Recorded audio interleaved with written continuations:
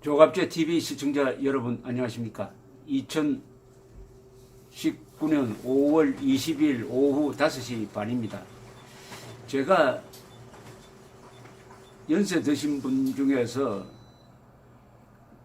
6.25 전쟁 전에 남쪽으로 내려오신 분들, 월남자라고 그러죠. 그런 분들을 만나면은 항상 물어보는 질문이 있습니다. 그분들은 해방 이후에 북한에서 공산주의를 한 몇 년 경험하다가 여기서는 못 살겠다 해서 목숨을 걸고 내려온 분들입니다. 그런 월남자 분들께 공산주의를 경험을 했으니까 공산주의가 뭡니까? 한마디로 설명하면은 뭐가 됩니까? 라고 물으면 거의 대부분이 거짓말쟁이라고 합니다. 거짓말쟁이. 공산주의 하면 우리는 뭐 빨갱이, 무자비한 자들, 분열주의자들, 계급투쟁론자들 이렇게 생각하는데 체험했던 분들의 딱 첫 마디가 거짓말쟁이입니다.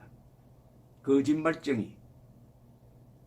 거짓말도 조직적으로 합니다. 거짓말도 논리적으로 합니다. 거짓말을 뻔뻔하게 합니다. 거짓말을 하고 절대로 사과하지 않습니다. 왜냐? 거짓말에 대한 양심의 가책이 없습니다. 이것은 계급투쟁론에서 나온 필연적 현상입니다. 지금 문재인 정권이 최근에 드디어 많은 사람들이 이 정권은 거짓말쟁이구나. 거짓말을 상습적으로 하구나. 거짓말을 뻔뻔하게 하는구나. 거짓말을 절대로 인정하지 않는구나. 한다는 사실을 이제 피부로 알게 되었습니다. 특히 각종 경제정책, 수치화되고 있는 경제를 이야기를 하면서도 거짓말을 합니다. 그 거짓말이 한두 번도 아닙니다. 입만 벌리면 거짓말입니다. 입만 벌리면. 앞으로 이 정권이 바뀔 때까지 계속 거짓말할 겁니다.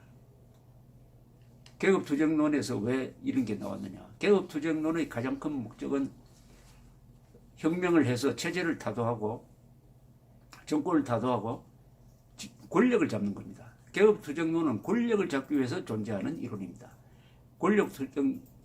계급투쟁론은 다른 정치 이념이나 어떤 사상과도 구별되는 게 있습니다. 오로지 권력을 차지하기 위한 겁니다. 그리고 한 번 잡은 권력은 절대 내어놓지 않는 것입니다. 권력이라는 것은 남한테 넘겨주기 위해서 잡는 것이 아니다라고 생각하는 사람들입니다. 이 혁명을 통한 권력 장악을 위해서는 첫째, 수단 방법을 가리지 않아야 된다는 생각을 갖고 있는 점에서 다른 어떤 정치 이념과 다릅니다. 수단 방법을 가리지 않는다고 하니까 법을 무시해도 된다. 도덕을 무시해도 된다. 사실을 무시해도 된다. 과학을 무시해도 된다. 그러니까 거짓말해도 된다는 얘기죠. 정권을 잡는 데 있어서 두 가지 수단이 있습니다. 하나는 폭력입니다. 또 하나는 선동입니다. 거짓말이죠. 폭력과 거짓말을 결합시키면 굉장한 힘이 된다는 것을 잘 압니다. 그리고 거짓말은 계속 반복적으로 해야 된다는 것. 거짓말은 절대로 거짓말을 했다고 인정해서도 안 되고, 거짓말은 계속 반복적으로 거짓말을 하면은 결국 속아 넘어가도록 만들 수 있다. 이것을 믿는 사람들입니다.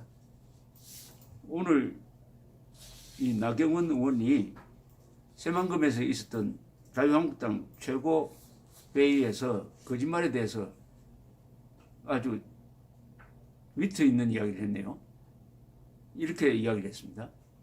디스레일리 영국 수상이 이런 이야기를 했습니다. 거짓말에는 세 가지 종류가 있다고 합니다. 그냥 거짓말, 새빨간 거짓말, 그리고 통계가 있다. 이런 이야기를 했습니다. 여기서 새빨간 거짓말이란 말이 나왔는데 왜 공산주의자를 빨갱이라고 하느냐. 빨갱이, 그 빨자는 새빨간 거짓말쟁이라는 뜻도 포함되어 있습니다. 문재인 정부야말로 거짓말, 새빨간 거짓말, 그리고 통계, 이 모두를 가지고 경제 실정을 덮으려고 안간힘을 쓰고 있습니다. 조국 수석, 정태호 일자리 수석이 나서서 일자리에 관해서 국민을 속이고 있습니다. 일자리 통계로 국민의 눈과 귀를 가립니다. 말 그대로 거짓말, 새빨간 거짓말, 그리고 통계입니다. 올해 1분기 국세 수입이 전년 대비 8천억 원이 줄어서 내년도 역시 수입보다 지출이 더 많을 것 같은데 한 푼이라도 아껴 쓸 시점에 추가 경정 예산안을 밀어붙이고 있습니다. 내년은 500조 원 이상의 예산을 편성한다고 합니다. 본격적인 이제 마이너스 통장 나라 살림이 시작되었습니다. 국민 세금을 갖다 쓰는 정부가 빚까지 내겠다고 합니다. 아시다시피 국가 채무가 GDP 대비 40%를 넘을 것으로 보입니다. 그리고 공공기관 부채까지 합하면 이미 60%대입니다. 이 40%의 근거를 묻는 대통령에게 더불어민주당 최운열 의원이 자세히 설명을 했다고 합니다. 대한민국 경제 현실을 감안할 때 40%는 적정한 수준이라는 것을 설명했다고 합니다. 문 대통령은 지금 과거와 달리 야당 대표 시절과 달리 다른 이야기를 지금 하고 있습니다. 야당 대표 시절에는 40%를 넘으면 안 된다고 했다가 지금은 40%를 넘어도 된다고 말을 바꿨다는 이야기죠. 텅텅 비어가는 국고에 결국 억지 세금을 매겨서 또다시 채워넣으려고 합니다. 인천공항공사에 종부세 8천억 원을 부과한다고 합니다. 종교단체에도 세금 폭탄이 예정되어 있습니다. 북한에게 식량 지원하고 개성공단 재개하겠다고 합니다. 그런데 돈 주고 뺨 맞는 대북 정책을 언제까지 보고만 있어야 되는지 국민들이 답답합니다. 미사일 발사에 대해서 국민들 분노가 가시지 않았는데 식량으로 한번 달래겠다고 하는 정부에 대해서 북한은 약탈이라고 이야기를 하고 있습니다. 이런 북한에 우리 국민들의 땀과 눈물이 어린 살을 갖다 바치는 것이 맞는지 묻고 싶습니다. 왜 이러느냐 하는 데 대해서 나경원 의원이 해답까지 내놓았습니다. 문재인 정권이 점점 더 친문 운동권 서클로 전락하고 있습니다. 17일 김영식 신임 법무비서관 인선을 발표했습니다. 현직 판사가 변호사를 거쳐서 지금 청와대 비서관이 되었습니다. 역시 균형 인사비서관도 여당 당직자가 되었습니다. 외교부, 통일부, 국방부 등 많으면 8곳의 부처 차관을 청와대 참모 라인으로 교체한다는 설이 있습니다. 이제 외교 참사, 친북, 통일부, 무기력, 국방부마저도 끝내 차관들조차도 친문 서클로 만들겠다고 합니다. 행정부 수장을 민주주의 절차로 선출하는 경우에 그 민주주의의 관료는 반드시 역관주의와 실적주의의 조화가 필요합니다. 전문성 경험을 갖춘 관료를 배척하고 오직 대통령 측근 정치인으로 채워 넣겠다는 발상은 한마디로 정권을 국민이 아닌 특정 세력을 위해 쓰겠다는 그런 이야기입니다. 친문서클 정권으로서는 결코 경제를 살리지 못합니다. 이 나경원 의원의 비판에 대해서 문재인 정권은 아마 콧방귀도 끼지 않을 겁니다.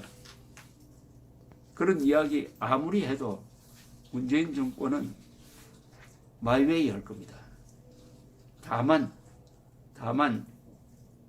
여론조사에 의해서 지지도가 떨어질 때 20%대 10%로 떨어질 때는 선거에서 지지 않기 위해서 일시적으로 정책을 변경할 가능성이 있습니다.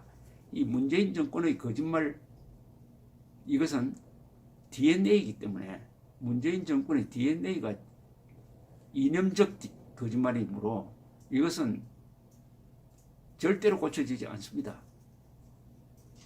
다만 이런 식으로 하다가는 내가 정권을 놓치겠구나, 민심이 확 돌아가지고 정권을 놓치겠다고 하면 살기 위해서, 살아남기 위해서 바꿀 수가 있습니다.